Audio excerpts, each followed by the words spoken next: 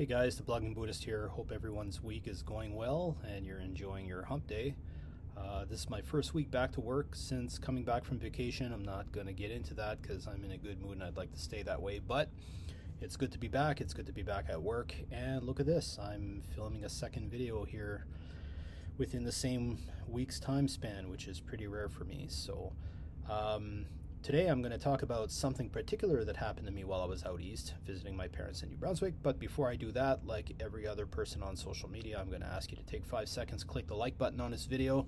And if you haven't done so already, click the follow and subscribe button for my YouTube channel to make sure that you're notified anytime I post some new content.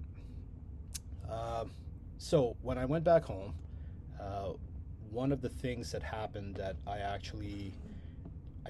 don't think I wrote about it in any of my posts, and I think this is the first time I'm bringing it up, but when I was a kid, my father used to collect coins. I never really thought much of it back then. Like, he was the kind of man that we'd be walking down the street, he'd see a grungy old penny sitting on the ground, and he'd pick it up and he'd look at it and he's like, "Oh, perfect, I needed one of these." And I'm like, he needed a penny? What the hell did he need a penny for? Well, my father was actually quite a bit of a coin collector, and I'll apologize if I'm using past tense here. It's because he doesn't do any of these things anymore. My father is still alive, but he doesn't do any of this collecting anymore. But the point is he kept his entire coin collection in this black leather briefcase that belonged to my brother.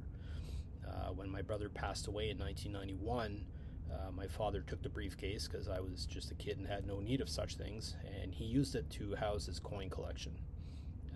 Anyways, on this trip, my father has decided that he's trying to downsize a certain number of things and try to get rid of some stuff. So he asked my mother to pass the briefcase on to me so that I could bring it back home to Saskatchewan with me for my own safekeeping, which was the perfect opportunity because typically I fly there, which makes it a little bit more difficult. Although I could have carried the briefcase on, given how heavy it is, I think it was a little bit better that I drove it home. So what I'm going to do is I'm going to show you guys a few of the items that my father left in this briefcase for me. Some of it's actually pretty cool. The first item is this bad boy. Now, this appears to be something of a cross between an old school Swiss Army knife and multi-tool. So you've got everything you could possibly need if you go camping. You got a fork, spoon, and I'm not going to open them all up here. I'm kind of thinking some of it might be seized. It might not work very well, but there's scissors, bottle opener, knife blades, a whole bunch of stuff on it, all in this very lovely animal horn handle. If I had to guess, I'd say this thing's older than I am, and my dad probably had it before he met my mother.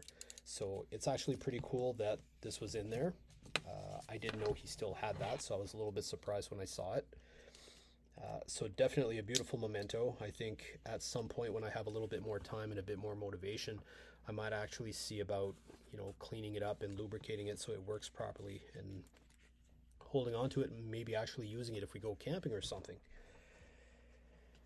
The next thing that I found here is a harmonica. So this struck me as a little bit of a surprise, and the box actually still has the original wax paper that the harmonica came in. But yes, it's actually a full-size harmonica, and it says Blessing on the front. I don't know if that's the name of the company or it's just what happened to be on there. Fully functional. It does actually work. It's in beautiful shape. I was never aware that my father had a harmonica or that he even knew how to play one. If he knows how to play it, there's a big difference between having it and knowing how to play it, right? So there's that. Definitely not last and certainly not least, one of the things that I had made really sure when I started having conversations with my mother about my father and about his eventual passing. And the reason I bring that up is because back in 2020, after the world initially locked down from the pandemic and stuff, my father had gotten quite ill. He started exhibiting symptoms that led people to believe that it was COVID, so he was rushed to a local hospital and he was quarantined and locked away. And basically they gave him the they told him that he wouldn't make it till morning, that he was going to pass away during the night. And because the pandemic was at its height, my mother wasn't even allowed to access the hospital to go see him and say goodbye. So it turned out that he had a flu. Don't even get me started on the fact that they diagnosed it as COVID when it was just a flu, but que sera, he made it through the night. But that sparked a lot of conversations about being prepared, about taking care of certain things and getting his affairs in order and stuff before the inevitable did happen. So I know my mother had given away some of his things, which really didn't please me at all. It actually kind of upset me quite a bit. But the one thing that I told her absolutely and without condition was she never to give to anybody else was my dad's Bowie knife. So I've been keeping my eye on this Bowie knife since I was a young child. It's made by a company called Puma. And it's a very beautiful knife. It's got a full tang blade, and it's got an animal horn handle. And I'll pull it out here so y'all can see it. And it's not huge. It's not like, so I'll put my hand up here for comparison. So it's about the length of my hand. It's not Crocodile Dundee long, but it's still quite a significant fixed blade knife, and it's absolutely beautiful. And I've had my eye on it ever since I was a child. My dad always said, well, when you get older and you become a man, I'll pass that knife on to you. And then as I grew into adulthood and I kind of forgot about it. Yeah, that's my 2-year-old. Let's just ignore him, shall we? But yeah, so that was included in the briefcase. What else do we got here? We've got, and as part of his coin collection, this is actually quite cool. He's got an old Canadian $2 bill. I say old, but it's from 1986. It's not that long ago, but in the grand scheme of things, it seems like it might be a bit of a long time ago. He's got, I'm not sure where he got it, but he's got what appears to be this Lebanese banknote. And I mean, there's a number of bills in here. There's this $20 bill here, appears to be from the 1954. A Canadian $20 bill from 1954. Pretty cool. And of course, he's got a 1,000 yen note from Japan that I actually gave him back in 2002 when I was over there myself. So I still had some yen in my wallet, and he wanted some for his collection, so I threw him a 10,000 yen, which ironically is only about $8 or $9 Canadian, if anybody's wondering. I'm not sure what the exchange is at right now, but that's typically what it is. But yeah, there's this folder album here, just absolutely loaded with old school bills. Old Canadian bills from the 1970s to 1980s, some from the 1950s. This $2 bill here is from 1954. Like, just absolutely beautiful bills. And just, this is full. So, like, he's got a whole bunch of that. And he also has here a couple of valuing books. And I mean, like, this one says 1989, so it's a little bit outdated. We've got one here, it says 1993, a little bit farther down the line, but still a little bit outdated, right? But definitely, he's got a Ziploc bag here full of old plastic containers that would hold electrical tape. And he used that, so you've got quarters, silver dollars, toonies, loonies, dimes.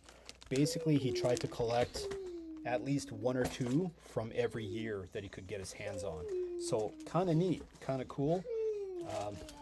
I don't know if any of those would be valued at anything, but definitely a cool collection. And last but not least, one of the things that were included in there that I'm going to try to get out of this container here is his Swiss Army knife. Now, a Swiss Army knife, Back when I was a kid, everyone had one. Everyone carried one. In fact, I had one myself when I was a kid. I may even still have it buried in some of my things here. But my father always went everywhere with this Swiss Army knife in his pocket, and he used it actually completely for its intended purpose. He'd use the blade if an envelope needed to be opened. He had the screwdriver, the bottle opener, everything that was on there, and he actually made use of it. And I mean, you can tell from the blade there, like the blade no longer has that nice rounded fat edge to it, right? But I wouldn't dare touch it because my dad used to keep this thing razor sharp, and I'm assuming it still is. But the blade is quite worn. It's gotten some use. He's had this for decades, so it was quite interesting. You can see the tiny blade there is basically just a sliver now. So it was quite surprising to have that in here, because I would have assumed that he would have kept that on him. Come to find out later on, when I asked my mother about it, the nursing home that he currently lives in doesn't allow him to keep bladed objects in his room, I guess. His pocket watch, which I'm not going to try to take out here, but this pocket watch, he's carried it with him since his father passed away. It belonged to him. And he carried it, but he never really used it. Like, he kept possession of it. I don't even know if it works right now. This container is taped shut, so I'm going to be checking that out. But yeah, definitely very cool. On top of that, and what I don't have time to show you since YouTube imposes a 15-minute limit on my videos here, is there's a regular 3-ring binder, and it's got dozens of sheets in it, and it's got pennies, dimes, nickels, and quarters from every year and every specialized edition. So like, you've got like a cancer quarter with the pink ribbon embossed on it, things of that sort. All of that is in there. So definitely cool, definitely something amazing.